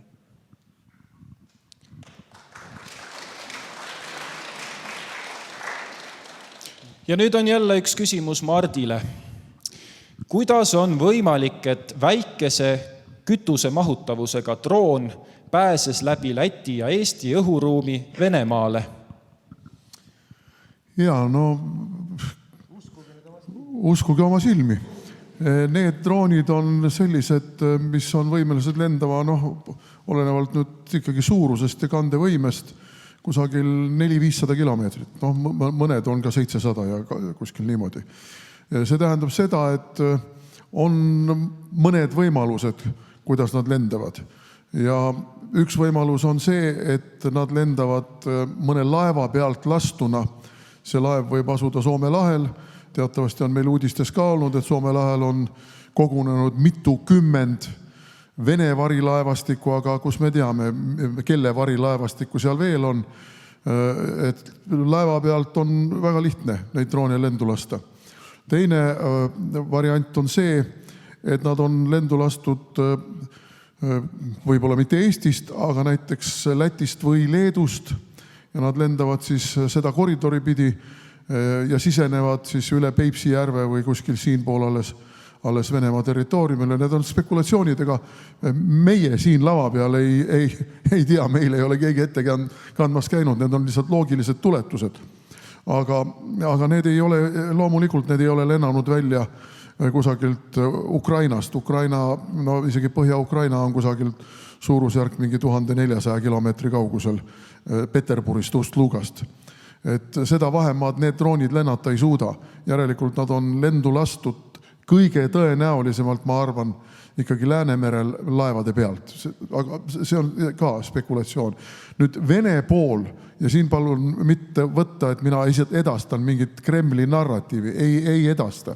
Venemaa valmistab ette psühholoogiliselt õigustust Balti riikide teatud ründamiseks. Ja süüdistab meid, nemad on väidetavalt kindlaks teinud, kust Balti riikide territooriumilt on droone välja lastud või kus Ukrainas välja töötatud mudelite kohaselt ja võib-olla ka toodetud juppidest neid droone kokku pannakse siinsamas Balti riikides. Osundatakse konkreetselt Riia ja Vilniuse peale, kus toodetakse neid droone, mida Ukraina kasutab, mitte ainult siit väljalaskmiseks, vaid tõenäoliselt siis ikkagi ekspordituna Ukrainasse, et Ukraina saaks ennast Venemaa vastu kaitsta. Mul ei ole selles suhtes mingeid vastuväiteid, aga loomulikult Venemaa võib käsitleda seda teatud sõja ettekäändena. Ja on ka süüdistusi, et Eestis on Rutja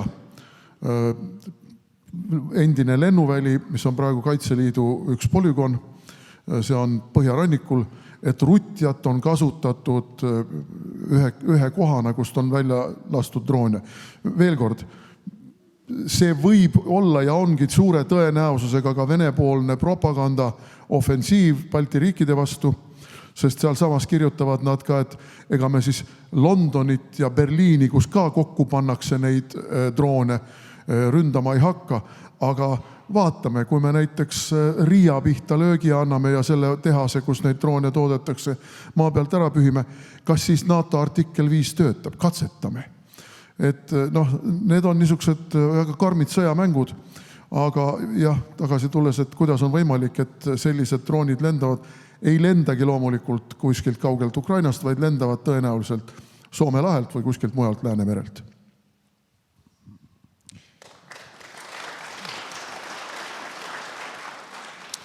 Ja järgmine küsimus on jälle Martinile.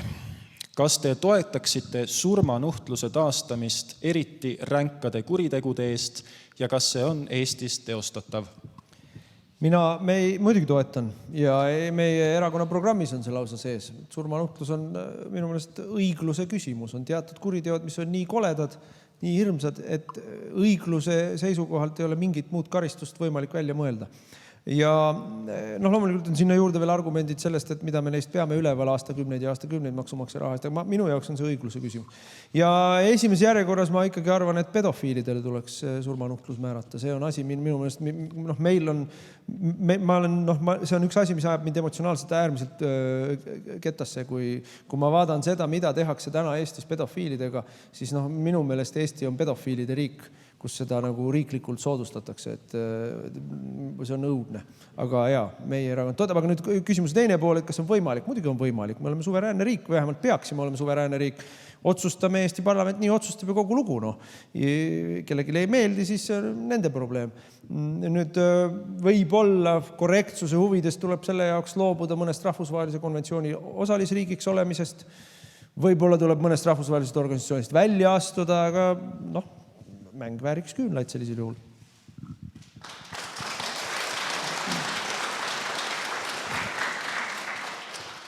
Head külalised, kuna kell on saamas kohe 8 ja mulle juba sealt tagant vilgutatakse, siis me võtame viimase küsimuse.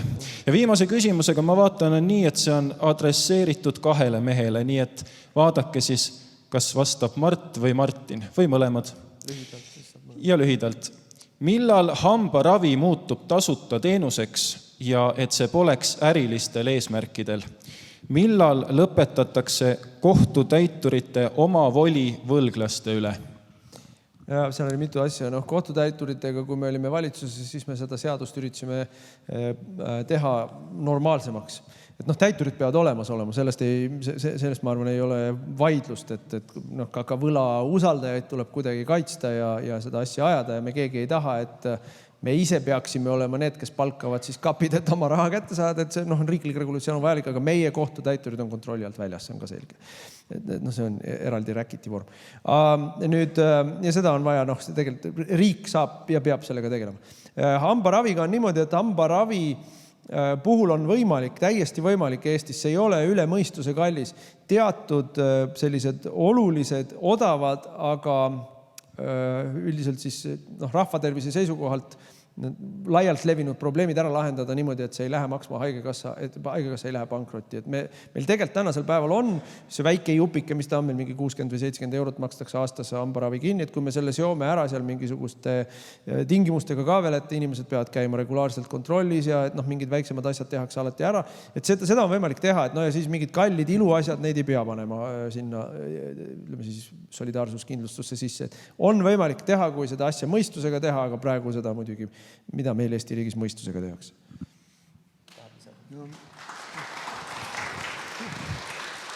See praegune riigipoolne toetus on vist niisugune, et kui hambaarsti juurde lähed, siis laseb puuriga sulle augu sisse, aga siis juba edasi enam ei tee, ütleb, et nii, nüüd on kõik.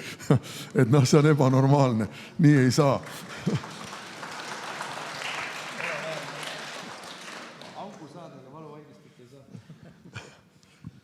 Aga meie tahame, et Eesti rahvas muutuks särava naeratusega rahvaks ja kui me võtame kokku need 1,5–2 miljardit, millest Martin rääkis, mis varastatakse ära ja raisatakse ära, siis kuulge, me võime kõik endale suhu saada ükskõik mis materjalist, ükskõik kui ilusad hambad, ilma et meie riik läheks sellest pankrotti.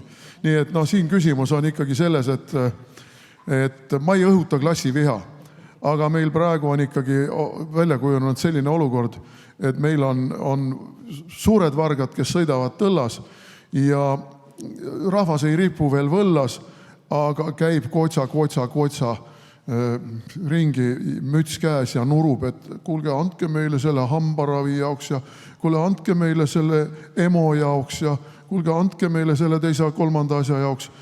Kurat võtaks, ei ole niimoodi, ei käi rahvas kerjamas, rahvas peab nõudma. Ja sellepärast peab üles ärkama.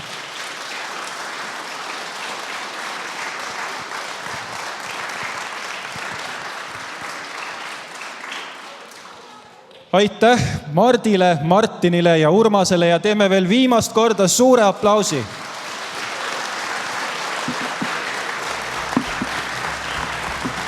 Ja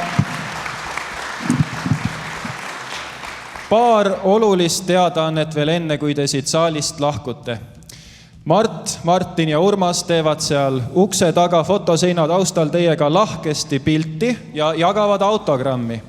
Ja loomulikult olete te kõik oodatud liituma Eesti Konservatiivse Rahvaerakonnaga ja liitumisavaldust saab samuti seal foyees täita. Aitäh teile tulemast, kena koduteed!